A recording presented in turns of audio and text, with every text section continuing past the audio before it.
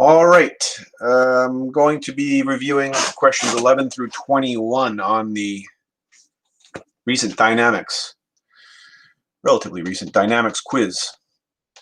So that you guys have a chance to better understand ones that you may have gotten wrong. All right, let's look at number 11. We see an inclined plane and a block. It's placed on this inclined plane and it remains stationary, not moving. The student claims that the block remains stationary because as gravity tries to pull the block down the ramp, with a force equal to mg sine theta, the block exerts an equal and opposite force on itself up the ramp. Is the student's claim correct? First, we should talk a little bit about this idea of exerting a force on yourself. Some teachers will just say it's not possible. You cannot exert a force on yourself. We know that's not true. I can certainly push on my elbow right now and push on my leg and feel it. It's a force. I can certainly punch myself in the eye, which I definitely wouldn't do. But if I did, I could leave myself a black eye, give myself a black eye, and that would be evidence that I put a force on myself. So we know that just generally saying you can't put on force on yourself is not true. Sadly, I think that's part of what they said here. You cannot exert a force on yourself. It's poor wording. Unfortunate. That's totally incorrect. You can. What they really mean is you cannot exert a net force on yourself. And let's talk about that. Let's imagine that you are standing and trying to push on your waist. So you're literally just trying to take your hand and push yourself across the room. Now, can you exert a force on your waist? Of course you can. But when you do, your waist will exert a force back on your hand because that's what Newton's third law says. All forces come in pairs. Both objects will feel equal amounts of force, but in opposite direction. Therefore, your waist, again, will feel a force in this direction. This is your waist area, let's just say. Force on waist. However, the hand that's sitting over here, if this was your hand, the hand would feel a backwards force in equal magnitude, and that's very messy. I'm sorry for that. Let's make this one a little bit shorter. We don't have a lot of room over there. But this force over here would be equal. This would be the force on the hand from the waist, right? And the question would be, what is the net of those two? What is the net force? What is the amount of unbalanced force? None. They'll be equal amount in magnitude and quantity, but opposite direction. There's no net force. What's needed to move something is a net force. If it's not moving, an object will remain not moving. An object at rest stays at rest until there's a net force on it. Pushing on yourself will never create a net force because wherever you push, that space in your body will push back on the part of your body that's doing the push in the opposite direction with an equal amount of force, and they'll always cancel. It can never cause translational motion. Translational motion is the idea that you can be moved from one spot to another spot.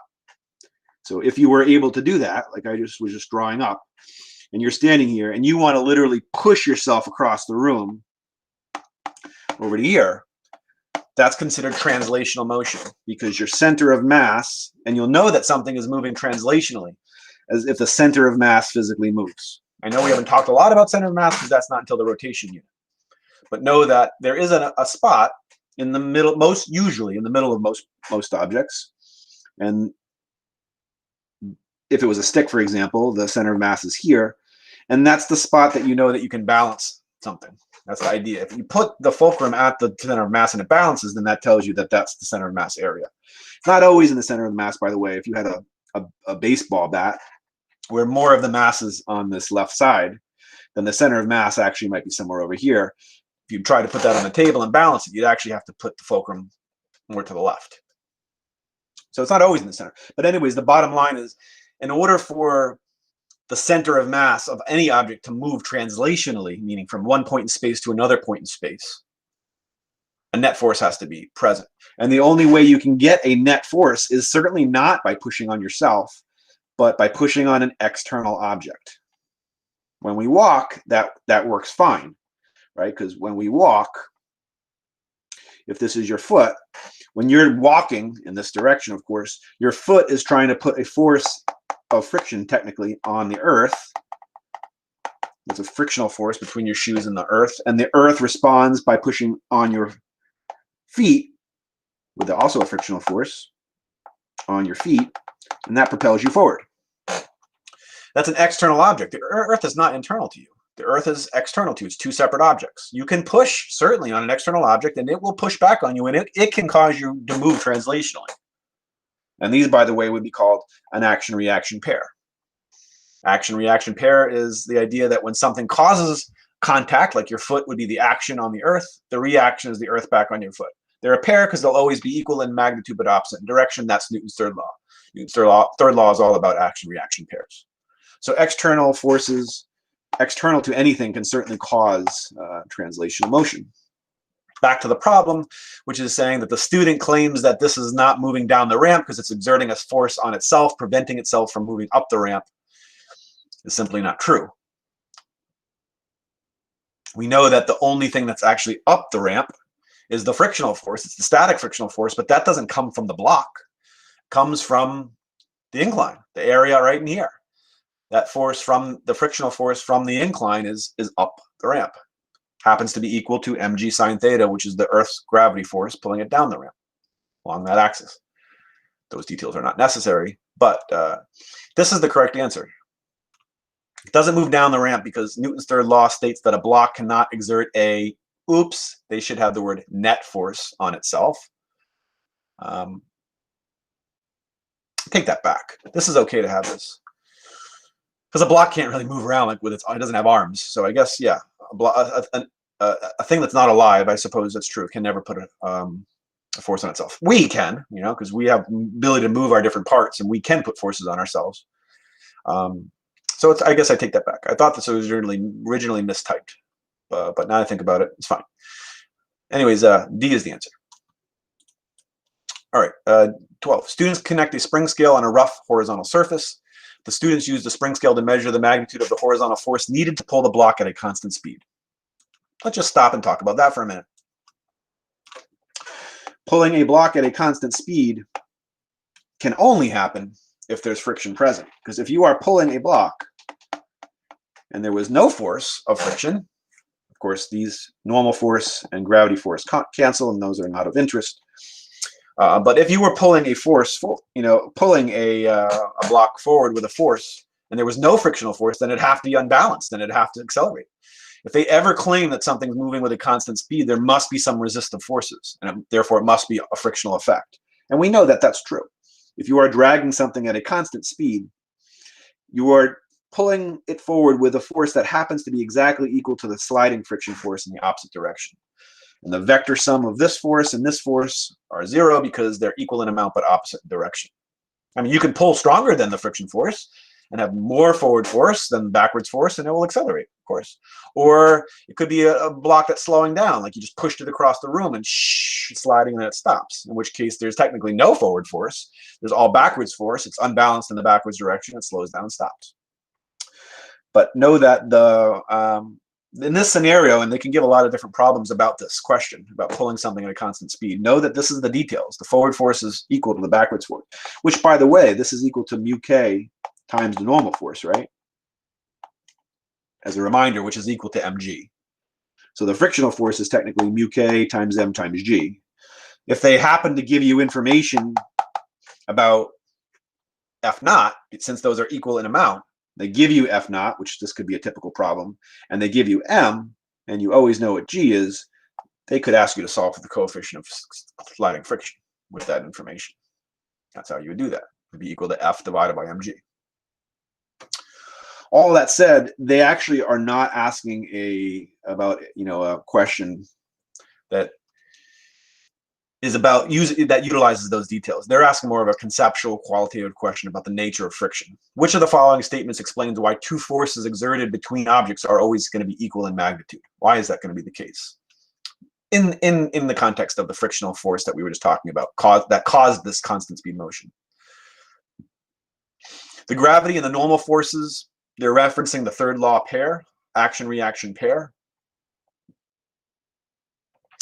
Action-reaction pairs, again, can be obvious sometimes, and a lot of times there's also times where it's not obvious whether it's a pair or not. Just know that if it's an action-reaction pair, they have to be equal in amount and magnitude, but opposite in direction. The gravitational force and the normal force, you might at first glance say that that's an action-reaction pair.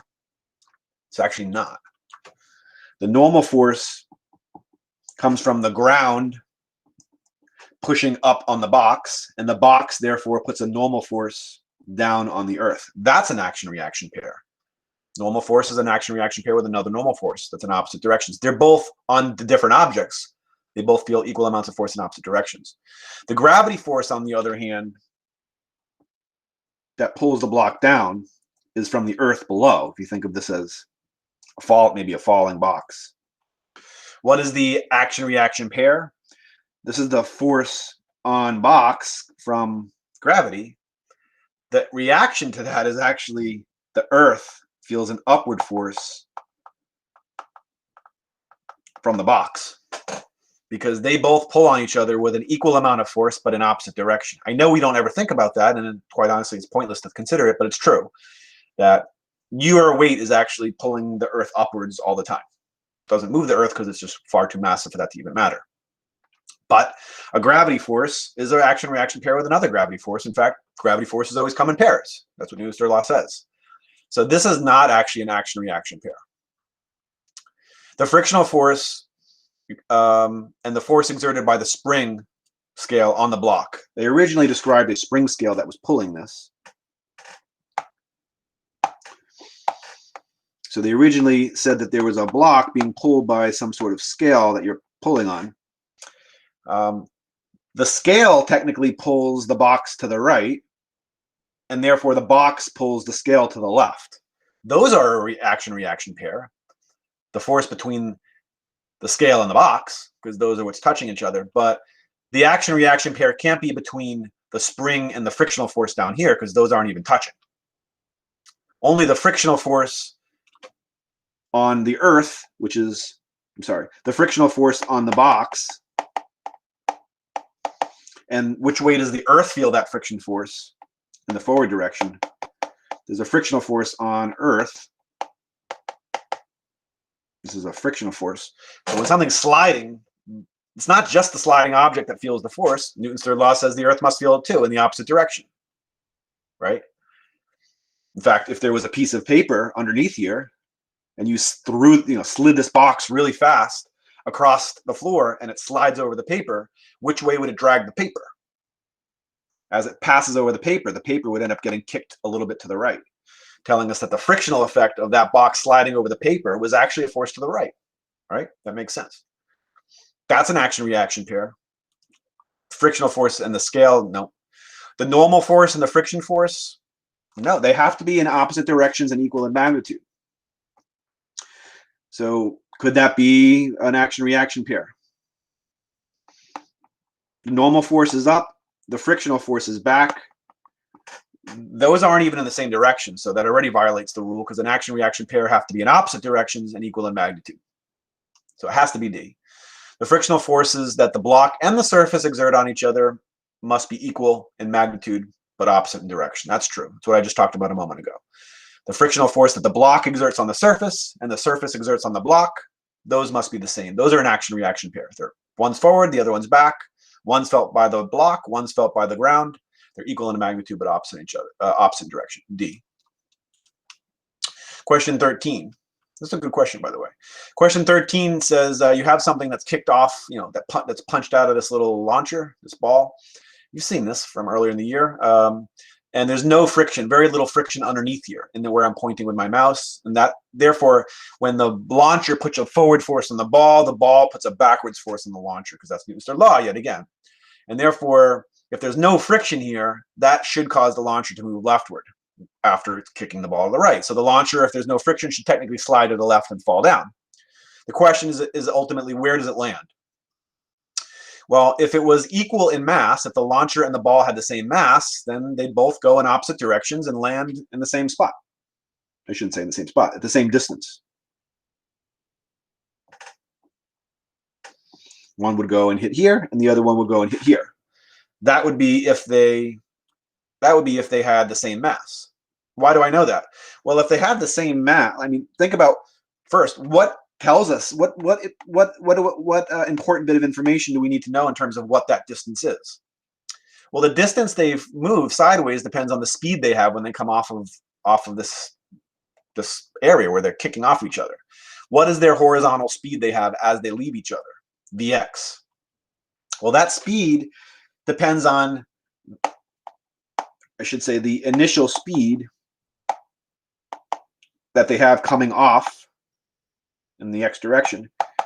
Depends on their acceleration and the time that they're accelerating for. It's just a fraction of a second. It's however long they're pushing on each other before they separate. But it's not 0 seconds. And so technically their accelerations, remember, is that they experience is due to the force that they feel between each other divided by their mass. The ball and the launcher both feel the same force because that's Newton's third law, yet again. That's why they go in opposite directions. However, they don't have the same mass. This says that the launcher launches a 0.3 kilogram ball while the launcher itself has a 0.6 kilogram mass. So the launcher is twice as massive as the ball. If they were the same mass, like I said, and the forces they feel are the same, their accelerations would be the same. Their accelerations during that fractions of seconds that they're pushing on each other is the same, and it's for the same amount of time because they're both pushing on each other for the same amount of time, right? Like if I'm on a skateboard and you're on a skateboard, and I push on you, and we both then roll away from each other, and we say, how long was my hand pushing on you? And you timed it. And you show me the amount of time on your watch, and then I show you the amount of time that was on my watch. They'd be the same amount of time. We're pushing on each other for the same amount of time. So since the time is the same, the accelerations will be the same, their velocities will be the same. And why would they land in the same spot? Because they're both going to be falling for the same amount of time as well, because they're falling from the same height. And remember also, horizontal launch speed does not affect how long they're in the air. However, the mass of the ball is actually half as massive as the launcher. So that means if the mass is half as much for the ball, the acceleration for the ball is twice as much. The ball experiences an acceleration during that fraction of a second where it's they're pushing on each other. The ball experiences an acceleration that's 2 times greater than the acceleration the launcher feels. So if the ball feels a 2 times greater acceleration for the same amount of time, then the velocity Vx for the ball would be 2 times as much. So that means, more correctly drawing this up, the ball has a launch velocity that's 2 times greater than the speed that the launcher has when it's kicked to the left. So if this happened to be a speed of 10 meters per second for the ball, this would be 5 meters per second for the launcher, because again, it's twice as massive. What does that translate into in terms of the distance? Not the same distance. If it has half the speed, then it will actually only go half the distance. How do I know that? Constant speed motion, right? Which is why these images show the ball equal distance horizontally apart, right? If this was 1 second snapshots and this horizontal distance between these two balls in all cases was 1 meter, and it's 1 second in between, then the horizontal speed is 1 meter per second, right? But remember that the horizontal speed is constant speed motion. So again, what would delta x be? Where if delta x is this called the range, if it's got half the speed, it's in the air for the same amount of time. Remember that horizontal speed, no matter how fast it is shot sideways, does not affect how long it takes to fall. They both fall for the same amount of time and land at the same moment. This ball and this one would be here, and this one would be here, and then boom and boom, they both land on the floor at the same moment. They both be at the same height at all moments. Time is the same. But again, if the speed, horizontal speed at launch of the launcher itself sideways is half as much, then delta x will be half as much. And that puts us to an answer of d/2. The launcher will fall off the platform and land a distance of half of this, right about right here, d/2. Right, moving to that. I like that question, by the way. A lot involved in that question. It's a good question. A student pulls a block over a rough surface with this scenario at play, an angled force. FP remains constant. I don't know why they're calling it FP. Oh, for pull, maybe. I don't know. Remains constant, so they're not changing the amount of force they're pulling in this direction. It could be a rope, for example, pulling constantly and consistently in this direction with the same amount of force. But the angle does change. They said as it slides, the angle actually increases. So as this block is moving, they start off with maybe a low angle, and then a little later, the angle has increased. Sliding along, the block is sliding along, but they've increased that angle. Not the magnitude, the force is the same in amount, but the angle has increased. What effect does that cause? Let's see. Will the force of friction change? Absolutely, the force of friction will change, because the force of friction down here depends on how much pressure there is in between those two spots. And remember that when you are providing an upward force, let me actually give myself some more room for that. When you are providing an upward force like this component of your lifting force reduces the amount of pressure underneath there, right? The amount of pressure underneath there is actually called the normal force. So when there's no force and it's just sitting there, the normal force is equal to mg. When there is a force now like this, and there's an upward component Fy, and this is still mg, the normal force is less.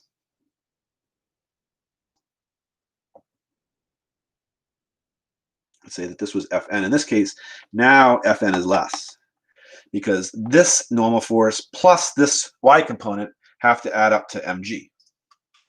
Because vertically it's in equilibrium. That's not ma, by the way, it's mg right there.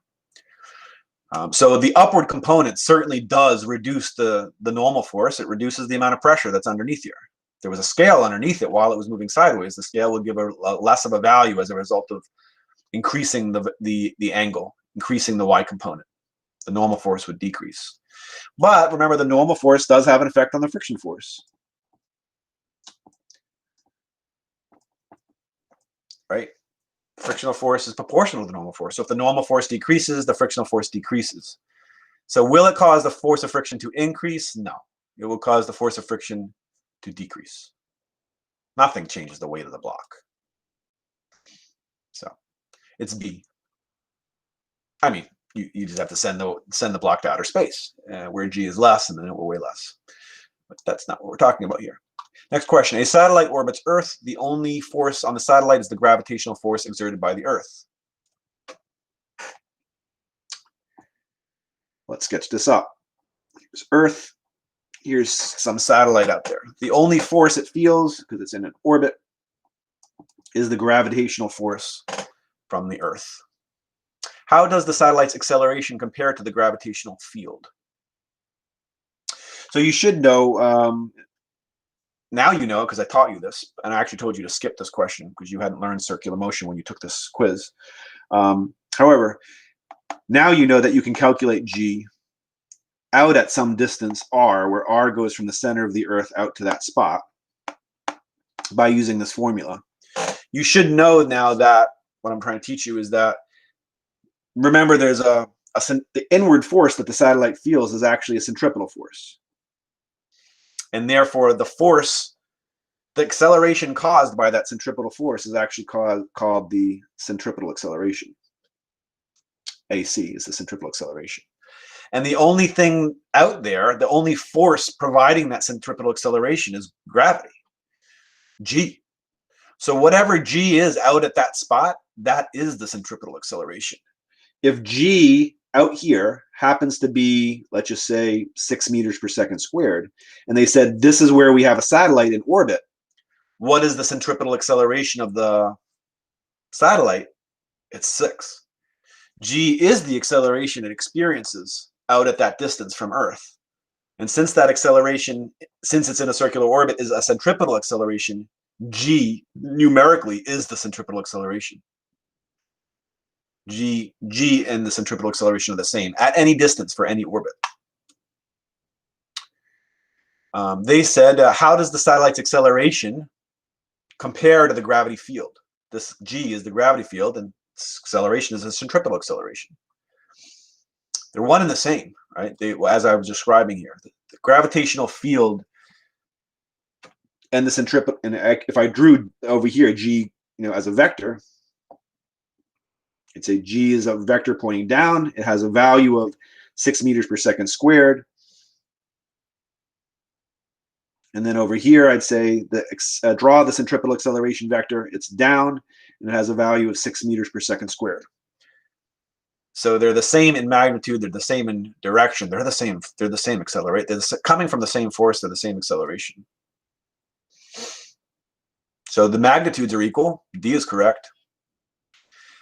And they point in the same direction.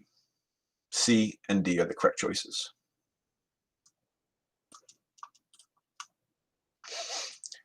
An object is at rest on the ground. The object experiences a downward gravity force from the Earth. Which of the following predictions is correct about why the object does not accelerate downward?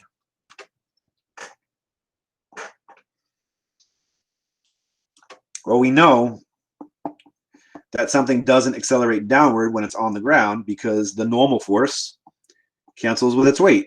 They're equal in amount. The floor pushes up with a force equal to whatever it weighs, and there's no unbalanced amount of force. Wish it was so simple. They've tried to confuse it a bit. They said select two answers. B is correct. The normal force is exerted upward on the object from the ground with the same magnitude as the gravity force down on the object. Boy, that part's simple. Yep. Let's pick that one, B. But they said select two answers. Then they start going into bonded molecules. I don't know why they do this stuff, but, you know, it's their choice. So technically, bonded molecules just mean molecules that are bound together. In a molecular way, right? You can have atoms that form molecules, and you have molecules that come together and can. This is all electrical. They electrically and magnetically stick together to form compounds, and so complex molecules can be formed with compounds, and so on and so forth. When they're kind of stuck together magnetically, they call that bonded. They're bonded together, and they're saying that the reason that the block doesn't fall, why doesn't it accelerate downward when it's on the floor, is because the bonded molecules of the object, what the molecules of the object is made of, are repelled upward. That sounds about right, right? The box feels an upward force. They're repelled upward with the same magnitude as the gravitational force downward. Yep. They feel an upward repelling force from the ground equal to what the Earth is pulling downward on them with. That repelling force, believe it or not, is electrical. I wish we could talk about that, but we're not going to be. I'm not going to be teaching you about electricity. But if you're looking at the ground, you know, the ground is made of atoms, of course, and atoms have electrons. These are all electrons around the outside of an atom. This is considered an atom. Plus, in the center would be the nucleus. So technically, the ground, the surface of the ground, the outermost part of the ground is negative. It's not like I'm drawing it, but the outer edge of all atoms is negative. And technically, when you bring another object and lay it on the ground, the outer edge of that is also negative. And since negative and negative repel, since they're electrically opposite, that repelling force prevents the block from passing through the ground like a ghost. So technically, the concept of being solid is all illusionary. It's all an illusion. A lot of the world is illusionary. There's no real contact with anything. You're actually hovering over everything that you sit on at a very, very, very small microscopic scale, but it's still technically true. And the force, the normal force from a macroscopic scale, we call it the normal force. From a microscopic scale, we describe the normal force as what I've said here. The normal force is technically the electrons in one object repelling the electrons in the other object. You try to slam your hand on a desk. Why does your hand not go through the desk? For this reason. The electrons on your hand, when they get really close to the when they get really close, because like gravity, these forces get really strong when the distance gets small, become such a strong force that the repulsive force will stop the motion of the thing that's coming in, like your hand, prevent your hand from just passing through it. So A and B are the correct answers. A student uses an electronic force sensor to study how much force the student's finger can apply to a specific location. The student uses one finger to apply a force on the sensor. All right, so you have a sensor that measures force, and you take your finger and you push on the sensor. The data collected that comes out of the sensor for two trials is shown. For trial number 1, the force sensor suggests that it did not feel anything. For trial number 2, the force sensor suggests that you were pushing on it with a force of 8.5 newtons with your finger. During which trial, if any, does the student's finger experience the greatest electromagnetic force? Why are they talking about electromagnetic force? It's actually what I was describing here. you wouldn't know that at this point. And since we're not even going to do electricity this year anymore, I'll never talk about that. But this force that I was referring to is technically electromagnetic. It has to do with electrons. And anytime there's electrical charges that move, these actually are not perfectly stationary. Electrons technically orbit around the nucleus, and that causes a magnetic field. So every atom actually has magnetism that surrounds it, and those fields are called electromagnetic fields. But they can push or pull on other objects, as I've described here. And so that's why they've called it an electromagnetic force. You didn't really need to know that, but I'm surprised they threw that in there. Either way, during which trial, if any, does the student's finger experience the greatest electromagnetic force? Well, during trial 1, if the force sensor didn't feel anything, that's because you weren't pushing it, and therefore your finger didn't feel anything either. During trial 2, the force sensor felt 8.5 newtons, and therefore your finger felt 8.5 newtons because that's Newton's third law. So during which time was it the greatest force felt by your finger? I guess they're trying to assess, does the student recognize that if the force sensor feels something, then your finger feels something, because this question's about what your finger feels? I suppose so. It's Newton's third law. During trial 2, your finger feels the greatest force, certainly greater than 0 during trial 1. Trial 2, because the singer's finger applied the, yep, trial 2, B. All right, moving on to 18. Oh, I like this little toy. I have one similar. You've seen it in class. A toy-powered car. A toy car has a battery-powered fan attached to it such that the fan creates a constant force, right? The blades are spinning. They push the air backwards. Newton's third law says the air must therefore push the blades forward. That causes this to move forward. With a constant force, since the spinning speed of the fan is constant. And it's exerted on the car so that it's propelled forward in the opposite direction from which the fan blows air. That makes sense. The car has a carriage that allows students to attach objects of different masses in here. The fan has only one speed setting. Great. All frictional forces are considered negligible. Great. Which of the following procedures could be used to determine how the mass of the fan car is affected by the acceleration of the system? In fact, this is what we just did recently with the modified Atwood machine. It's Newton's second law lab I did with you on Pivot Interactive was exactly that. Let's measure the effect of mass for that car that was on top has on the acceleration when the hanging amount of mass was constant throughout the experiment. Measure the mass of the system using a balance, activate the fan, and measure the distance traveled, which we did in the Pivot Interactive, and the known time, which we did in the Pivot Interactive, so that we could calculate the acceleration, which you might recall comes from delta x equals 1/2 at squared. And therefore you can solve for an acceleration in these questions by knowing what is the distance and what is the time. 2 delta x over t squared is what you get when you solve for acceleration. But just meter stick measurements and stopwatch measurements can certainly give you enough information to calculate A. Good, because the question was, which of the following procedures could be used to determine how the mass that you stick in here is how that amount of mass affects the acceleration? Well, I think this sounds good, right? Measure a distance, time it, and repeat the experiment for several trials, each time adding some extra mass. That will definitely do it, because you can measure the amount of extra mass each time that you put in. Each time you can measure the new time and distance and calculate the acceleration. And you could certainly do a plot of acceleration versus mass, which I might ask you, do you remember what it looks like graphically? Newton's first law suggests that it should graphically look like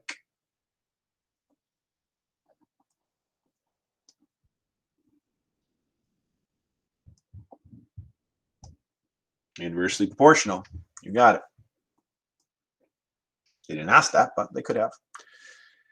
A sounds good. Let's use A. A couple more.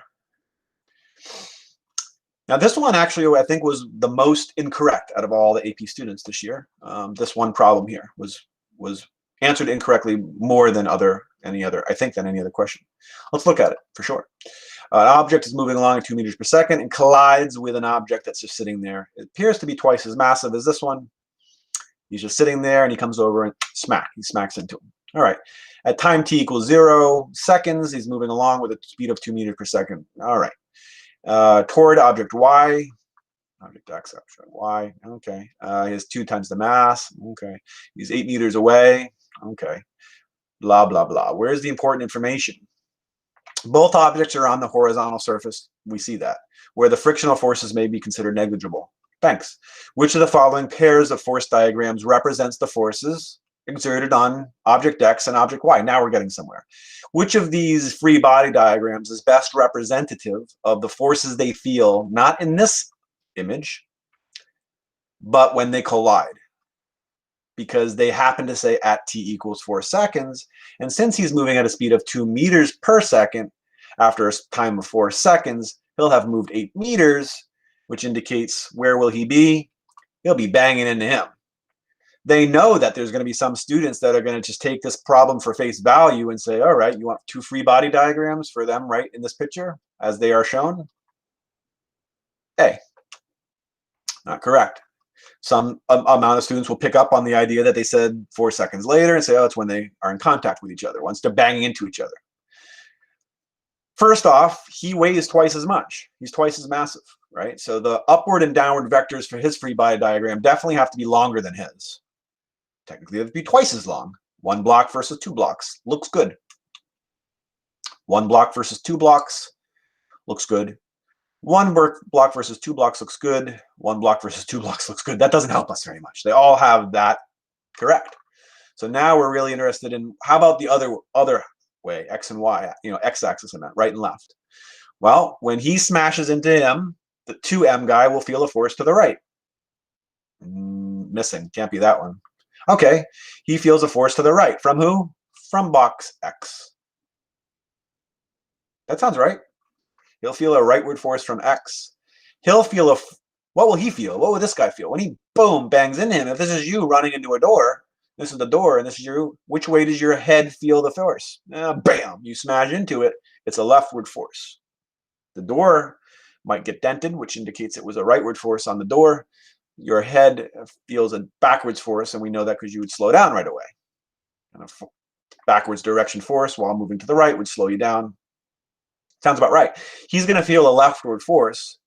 Will it be the same amount, though? And this is where the students of mine had varied in their opinion. Do remember, Newton's third law says, in all cases, forces come in pairs. They will be equal in amount, opposite in direction. Looks good. Equal in amount, 2, 2, 1, 1. He's 2 times more heavier. That looks good. That's good. What was the most commonly incorrect chosen answer? This one, for you guys. Because you thought, which I get it, that since he's smaller and more massive, he's going to feel a larger force than him. Just like a lot of students will think that the Earth feels more pulling force towards the sun, and the sun feels less pulling force towards the Earth. Not correct. Newton's third law suggests they're the same amount in magnitude, but equal opposite rather in direction. Earth doesn't move as much because it's so much more massive. A is inversely proportional to m, just like we just talked about in the last question. So why does he move his motion changes so much more dramatically? Because his light mass. He's more responsive to that force created when they run into each other. He's got more inertia. He's less responsive to that force, and he won't move as much. Most common wrong answer, C. Correct answer, B. What did D look like?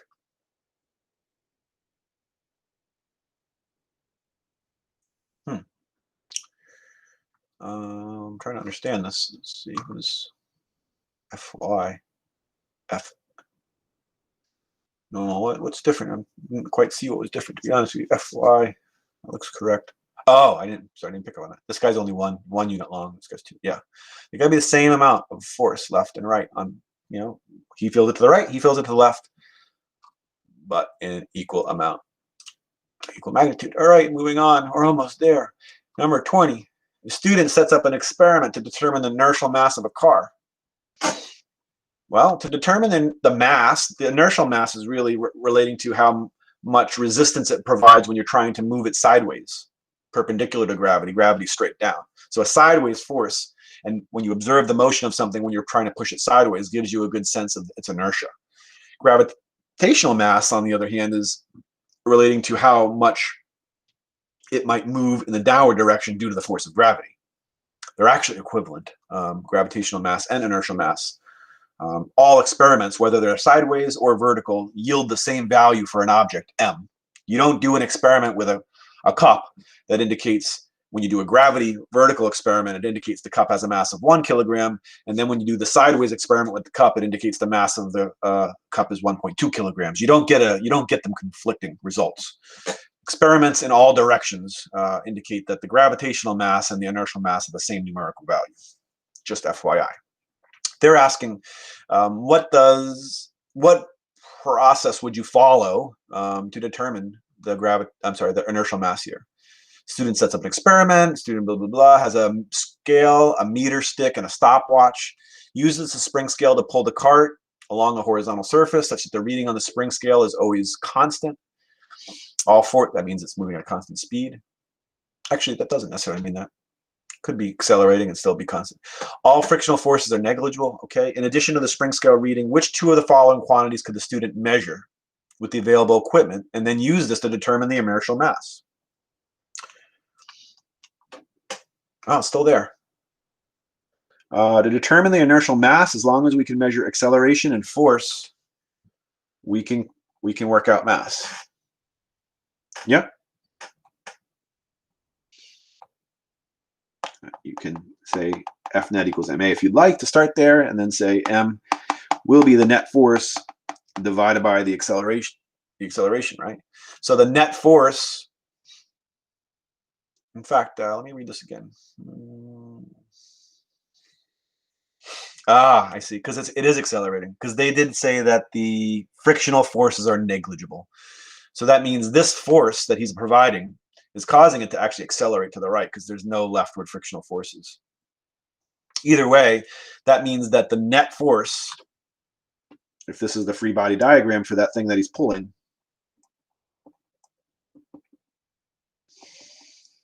these cancel, and the net force, this is the net force. There's no backward frictional force, right?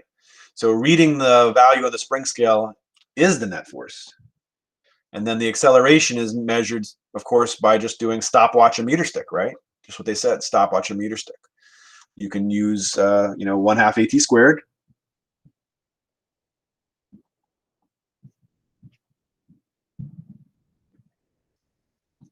Just wrote that down on the top here. But you do it up here, delta x equals 1/2 AT squared. And again, solve for A. You guys have done this a number of times in different labs. You can solve for the acceleration just by stopwatch, delta x, meter stick for delta x, stopwatch for t.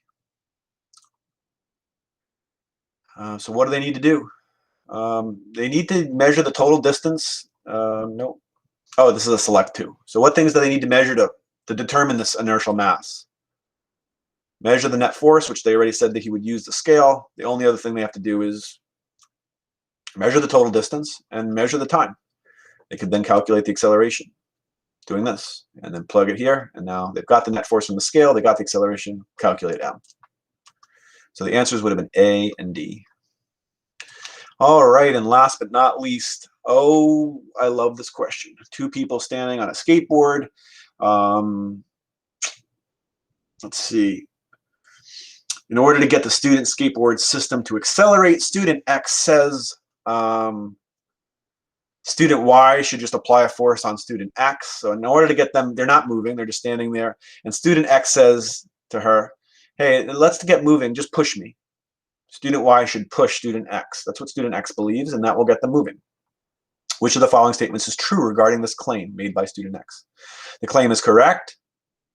Well, remember what we said in the beginning. System, what's the system? The skateboard and the 2 people. Anything internal, which is any forces, including the normal force at their feet, the normal force felt by the skateboard down by their feet, the normal force, again, up on their feet from the skateboard, and any internal forces they might apply to each other are all internal forces. And those forces cannot cause translational motion. You can certainly make her fall over, but when she falls over, her feet would probably kick the skateboard to the right as she fell to the left, making you think that that worked. That's not what we're talking about. That would be because her foot technically, as she was falling, pushed off to the right. Although actually, I think that's interesting. Would that how well? I'm trying to think of somebody like their arms are waving as they're falling, and then they kick. I have to think about that. That's interesting. Maybe not. I don't know. That's an interesting question. Anyways, the answer certainly is no. Just her pushing here, or her pushing her, just a general push. If they just pushed each other relatively lightly, or even a little hard, they're not going to. The skateboard's not going to move. Why? Because of the action reaction. Her hand pushing on her body to the right will cause her body to push on her hand in that same moment to the left. Those forces will cancel. There'll be no net force generated as a result of that, and therefore it won't move. The claim is incorrect because both students are internal to the student's skateboard system. The internal forces within the system may not cause the system to accelerate. D is your correct answer. And that finally finishes my review. It was a long one, but it is what it is. We need to get through those, and I hope you take the time to review it. I don't know how long that was. It was probably around an hour on both. It's been an hour on both, so it's about 2 hours. So hopefully you will. I mean, I don't mind doing it. I'm not saying I mind it, but I give you all the details that you need, and all of the hopefully the conceptual understanding is the most important part. So if you guys hopefully found that useful, then that's a success. I will eventually be asking you to, well, if you're watching this, this will have already happened, so I shouldn't say that, but I'm just talking out loud that I will be asking you guys to review this with your own problems from AP Classroom for that quiz. And so I'm certain it will be helpful to you guys. And I guess that ends it. All right, signing off, guys. See you later. Till the next time.